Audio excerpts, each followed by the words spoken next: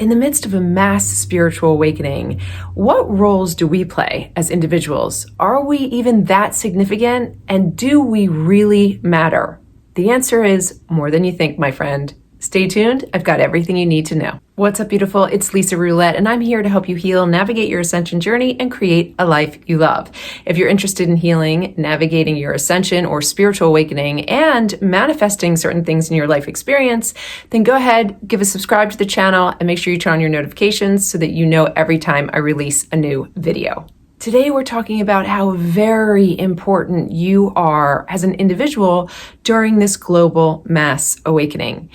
What's interesting is that each and every person on this planet chose to be here at this time. And if you're watching this video right now, you came to be a light worker or a vessel of light for humanity and the earth. I know that's sometimes hard to believe, especially when we're confused, lost, and lonely about the process, but you are equipped to embody higher frequencies in order to illuminate the dawn that will bring the new earth. And that's really important for you to understand and for you to embrace.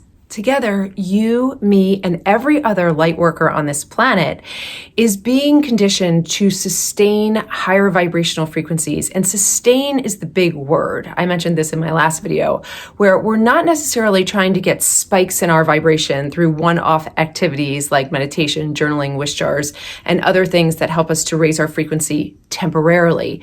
We're really striving to sustain higher vibrational frequencies, because when we can sustain them, we are effectively building our light body. And our light body is the vehicle that takes us into higher levels of consciousness and ultimately higher dimensions, like the fifth dimension, where peace, love, joy, and abundance is the order of each day. And I know if you've been on this planet for more than 10 years, you're ready for that kind of reality to manifest, not only for yourself, but for everyone on this planet. So in our attempt to sustain higher vibrational frequencies, we have to understand where we are in our personal spiritual evolution. But before we talk about stages of spiritual evolution, I want to assure you that whatever stage you're in is the right stage. Never feel less than someone who is in a more advanced stage, because we need you where you are. This is the saying when people say, you're perfect just where you are, just as you are. This is where it really applies as truth. We want to make sure that you're comfortable within your evolutionary stage, because once you're comfortable, you can sail through it a lot faster and then reach the next stage. So let's talk about the 4 spiritual evolutionary phases that we go through and pay careful attention to which one you might fall in, because I'm going to give you some tips on how to work your way through that in order to reach the next stage. The first stage is the emergence of the soul. This is when we move from our linear minds into our heart centers. And as our heart center opens, we make space for the soul to come through. It's almost as if we're inviting the soul to embody the physical experience. It's a beautiful time. However, it can be a bit painful, because what happens during this time is the death of the ego begins. It's a slow and painful death, and we start to realize that not everything is as it seems. Some things that can happen during this time is you may lose friends, you might feel disassociated from family members, you might lose interest in things like parties and material possessions, but stay steadfast, because as a warrior of consciousness in this stage of spiritual evolution, your job is to heal. You want to become increasingly aware of lower vibrational frequencies that are in your awareness. So pay very careful attention to your thoughts, your beliefs, and your feelings, and make sure you actively heal whatever is keeping you at those lower frequencies. The second stage is awakening to divine will. What's really pulling us up into higher frequencies is the divine, the one source. So you're going to start to notice things like polarity and duality, and you're going to start to understand that you're living in a third dimensional reality.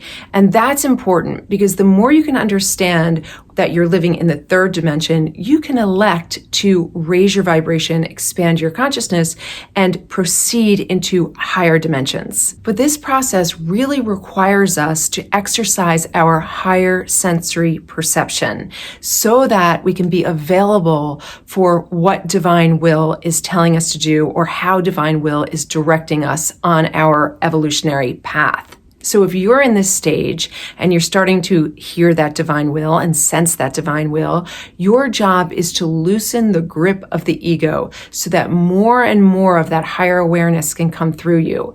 Now, to loosen the grip of the ego, you have to understand the presence, process, and power. And if you haven't seen my video on consciously creating more joy by quieting the ego, I'll link it in the description of the video below. The third stage is integration.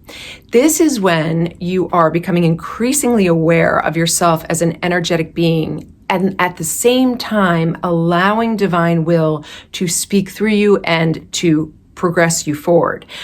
This is an intense time, but a very important time. And what you want to do at this stage is to start to harmonize the four bodies. That's the mental, emotional, physical, and spiritual bodies. And the way we do that is we make sure that each of the four bodies are on the same playing field on a daily basis. That means that you have to check in with your four bodies every day and find out what their true intent is.